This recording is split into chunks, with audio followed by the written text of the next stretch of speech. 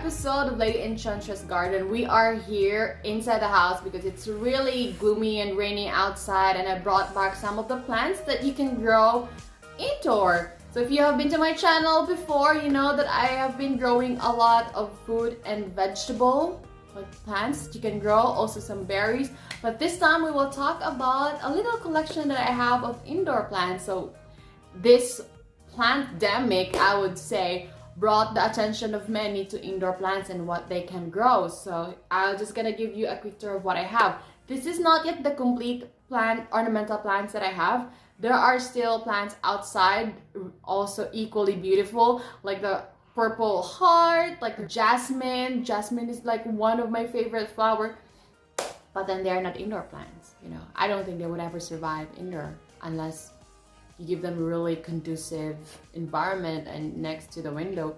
But for me, I just would like to give them some home around. Or so we start off with this one. The color here is not being justified in this video, but this is an Oxialis Triangularis. This is one of my most favorite plant. Look at these gorgeous leaves.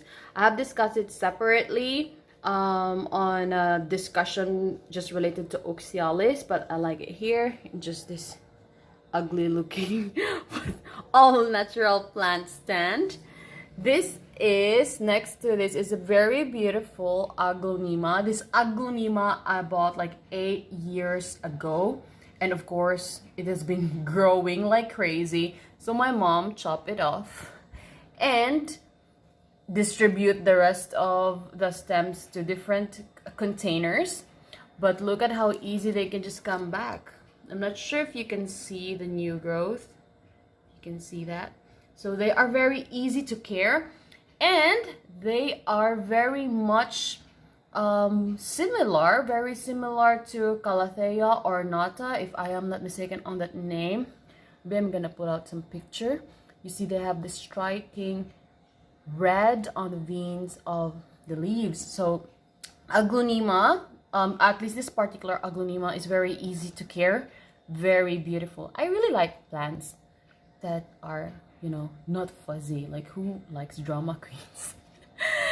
So this is my Aglaonema that I have for many years. I have also the red lipstick outside, but that is on rehab. This one is really growing like crazy.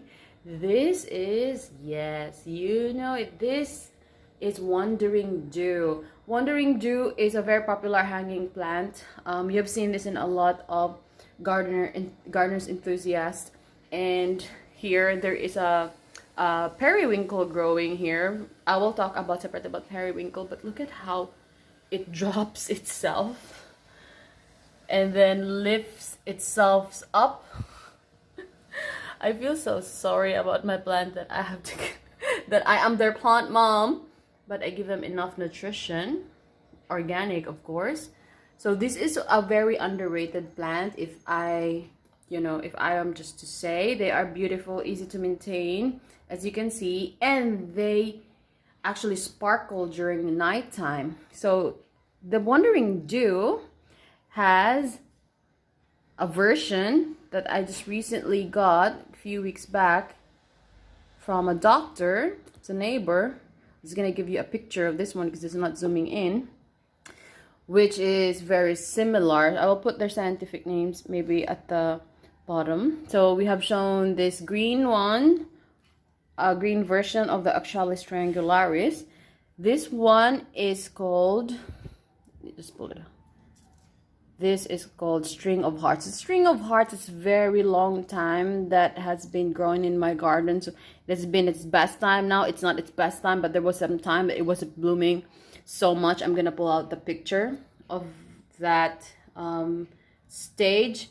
I did not water it for quite some time, so that's why it's starting to kind of wrinkled. But anyway, they are all good. I believe there are new growths here, so I maybe need to chop it off. They are branching so much, growing like crazy in this little brown pot. Next here we have this velvet alocasia in this very beautiful white pot. This one was given to me by my cousin Miriam, together with the Alocasia poly right there. That's a big ass Alocasia poly. Look at my hands. It's not even half of this very beautiful Alocasia poly, and it is actually also growing new leaves unbelievably, with a minimal care. It's like plastic, really, to be honest about it.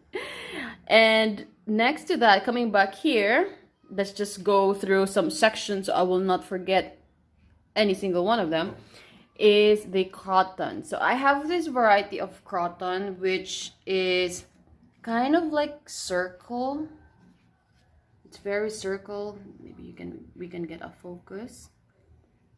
Or circular, like this. So the other side. It bloomed not so long ago. The bloom of the Crotons, I think they're kind of similar. But look, is a very interesting thing. Here it's kind of greenish. And here it's yellowish. Do you know the reason why? This is also what I observed with Crotons, and the same with the variegated plants. The more they are exposed to the sun, the more they give out the color, which is not green. Whatever that is, could be white. But for this one, I expose it so much to the sun than before, and it's giving me this bright color, which I like. And maybe sometime in the future, I will put it in somewhere shaded. It will still strive, but it will give me again a dark green. So it's like yellow green. That would be really cool. That one at the back, of course, guess what?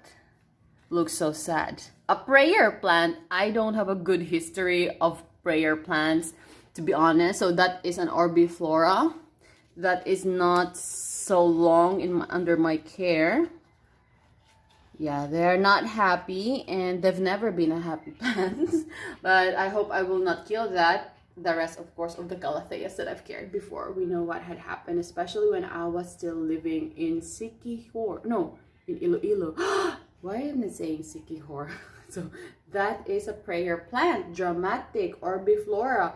I choose this particular prayer plant because the leaves can be really big compared to the other Calatheas that are a little bit elongated and spiky. Okay, then are we done with this section? Okay, we go here. This plant, by the way, this was given to me by my colleagues when I was still in the car company before, so they are so sweet. They gave me this one like 5 years ago, and if you are watching, though, say hi. And this very striking green right here is the Juvenile Epipremnum Pinnatum. Here we locally call this as Tibatib or dragon's tail. So it has new leaves and new growth. And eventually I might need to move this one to a bigger container because this is also a climber. But I hope it will not grow mature easily. So I hope it will have slow growth. Maybe I will put it really under a shaded area, because I wanted to enjoy this nice. This is not Cebu blue, okay? This is the standard one, and this is so beautiful. Dark green flower. I mean the foliage, so it symbolizes for me like life. You know, these one are just like beauties and all that, but this one is just really life. The one at the back is a caladium. It's also given to me by my cousin, who gave me this velvet alocasia. And who do we got here? Whoa, it's very beautiful but pregnant. I think I saw that here. It is very much of a swelling area, this one.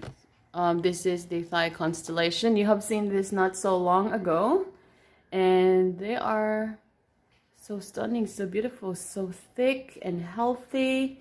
No special fertilizer, but only my organic fertilizer that I fed once in a while. So the constellation of, the thigh constellation out of the rest of the Monsteras for me is the most beautiful. So that's why I choose this over the other.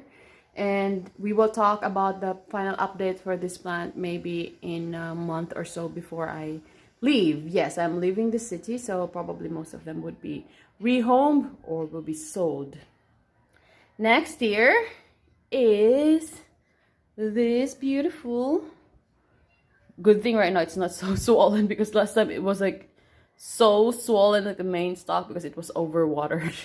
This is the ZZ plant. So ZZ plant, I have a very old video about that. I've been growing ZZ plant as well. I bought this together with Aglaonema Rotundum tiger 8 years ago at the local garden center right here, Madamagno.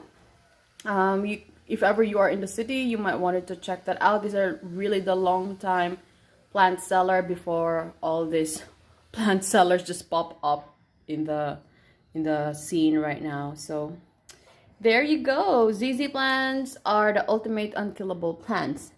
And talking about unkillable, I will just let it zoom in so you would see that. Yes, there was a magnesium problem somehow. So now I feed them with the rich nitrogen compost. Every plant here is being grown organically. So we go to this one in the little basket, because I cannot see, or I can't like find it in my heart just to put my photos in the black plastic container that comes with it from the vendors.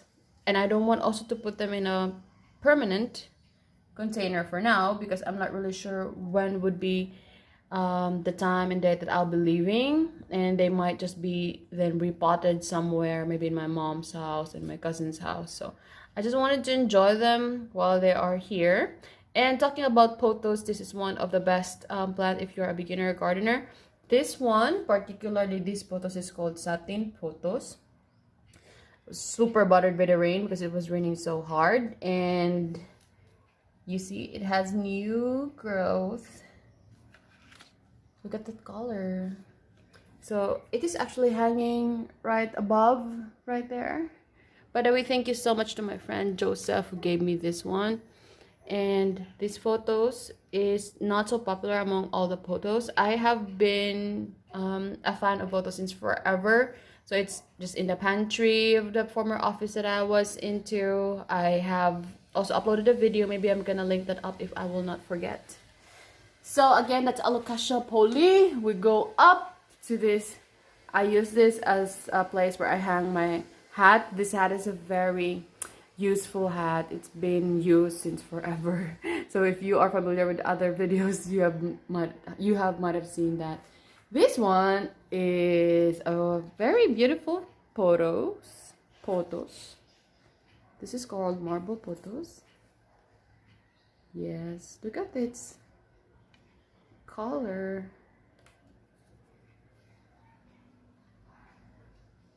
Look at this. They are so beautiful. They look so nice in this little basket. I'm waiting until they hang themselves right here. Not hang themselves, but drop their leaves like this. So it looks gorgeous. This one here is a neon Pothos. So they were not at the best life because they are relatively new, a couple of weeks ago or months maybe. What I have been growing here for long is the golden Pothos, the one that I have linked above, or I will maybe link below. So this is how they look like.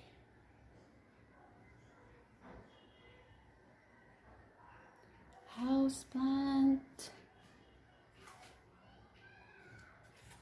neon. This is the neon Pothos. I don't have to explain why it is called neon, I think. So yeah, this is a little collection of houseplants. Monstera, Alocasia. This is basically basic beach plants. ZZ, Calathea, Crotons, Satin Pothos, Wandering Jew, Aglaonema, Oxialis Triangularis, and the green version of Oxialis Triangularis, Epipremnum, Pinnatum, or Tibative for dragon tail, and Caladium, which is called, I think, the heart of Jesus. Okay, so these are the indoor plants that I have. So I'm gonna finish off my exercising, and there you have this.